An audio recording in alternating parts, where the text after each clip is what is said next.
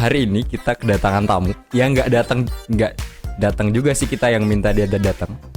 Jadi kita hari ini akan ngobrol sama temen dari PW Ibnu DIY, di mana dia sekarang jadi atau yang memegang di Departemen Dakwah.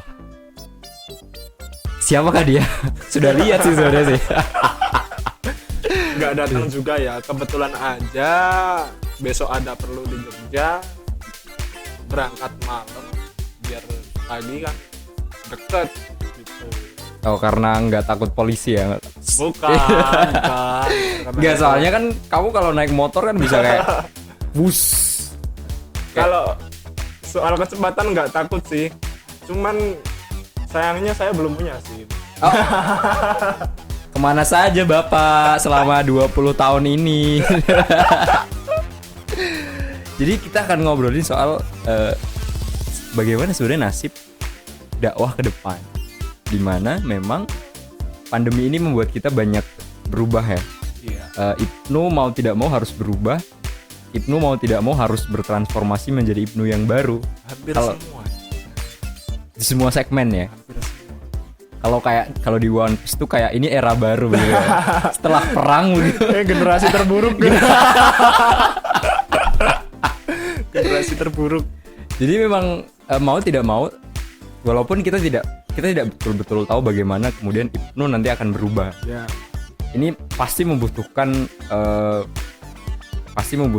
rekonsiliasi, membutuhkan diskusi panjang, di mana dari zaman Mbah Tolhah sampai dengan Gus Nahdi, tak pikir belum pernah ada zaman semacam ini ya sih?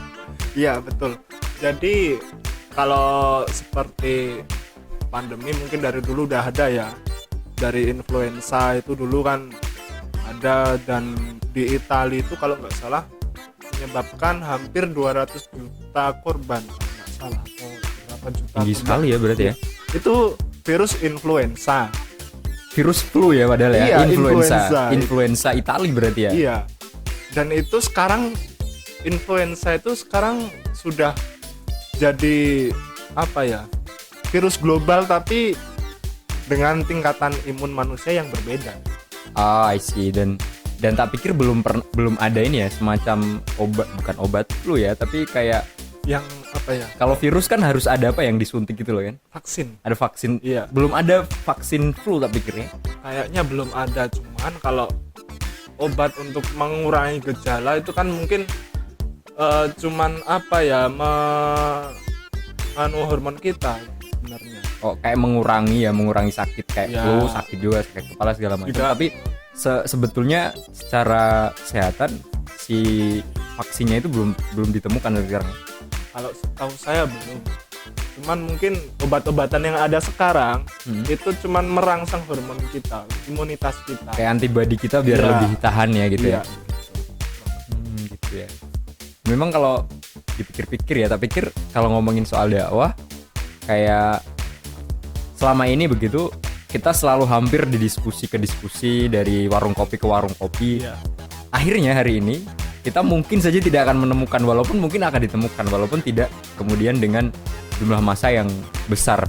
Bagaimana kemudian dakwah melihat fenomena kayak gini? Nah, ini kita menghadapi dua dinding yang sangat kokoh, dan tidak mungkin salah satunya itu kita robohkan.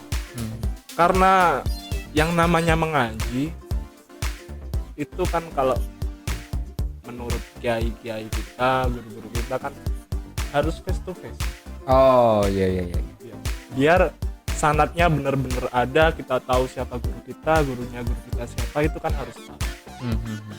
Di sisi lain kita menghadapi pandemi yang menghalangi hal itu terjadi. Nah, ini butuh suatu kayak sesuatu yang baru yang bisa memadukan antara yang harus face to face tadi dengan keadaan kita sekarang. Itu harus bisa dipadukan, dan itu butuh inovasi baru kayaknya.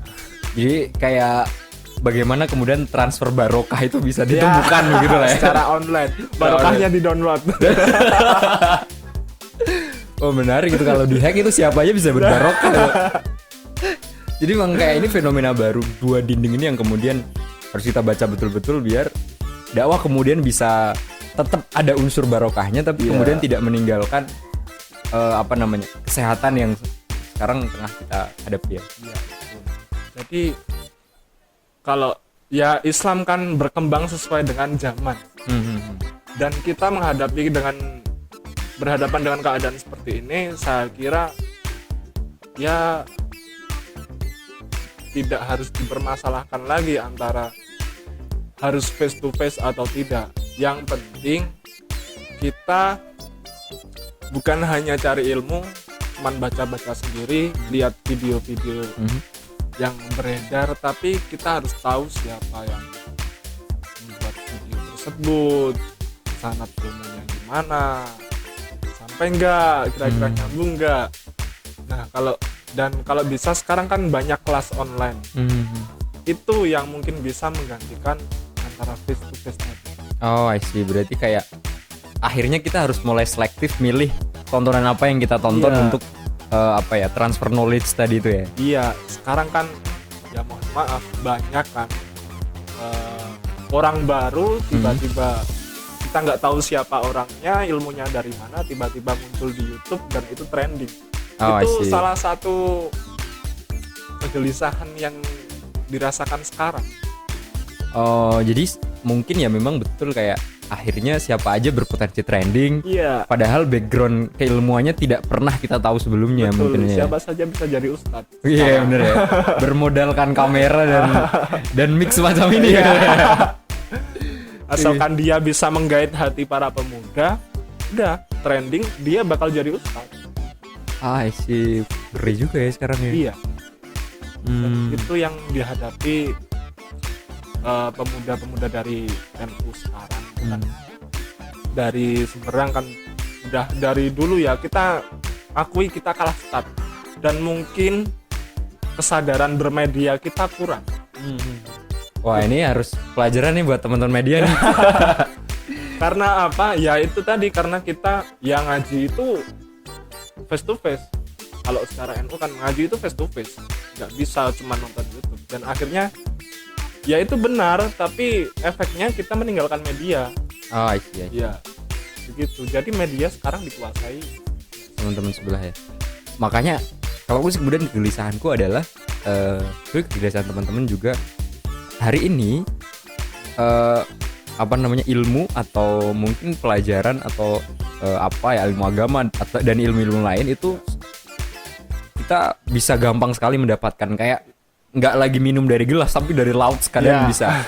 Tapi kemudian cara bahasanya kurasi atau melihat ini sumbernya primer atau apa, itu yang kemudian kita hari ini tidak tahu. Mungkin dakwah bisa kemudian membuat semacam formula khusus untuk kita lebih bijak dalam mengonsumsi hal-hal semacam ini. Iya, memang itu jadi salah satu PR besar sebenarnya, karena kita butuh mengedukasi kaula muda kita. Jadi tapi kesulitan kita karena kaula muda kita sekarang kan mana yang trending itu yang diikuti. Oh, I see. Bukan mana yang benar, mana yang itu yang diikuti. Oke. Tapi mana yang trending, karena sepertinya beragama itu hanya untuk lifestyle. Ikut hijrah lah, ikut ustadz itulah, tapi nggak tahu asal usulnya dari mana, keilmuannya gimana, itu kan kurang tahu. Jadi ya bisa dikatakan lumrah kalau banyak yang seperti itu, karena itu tadi kaula muda kita kayaknya beragama itu hanya untuk lifestyle. Oke. Jadi masih kayak belum diinternalisasi lah ya.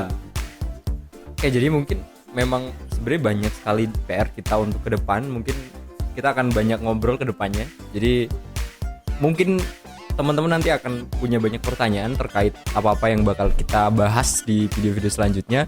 Bisa mention kita di @ibnudiy dan @pwippnudiy.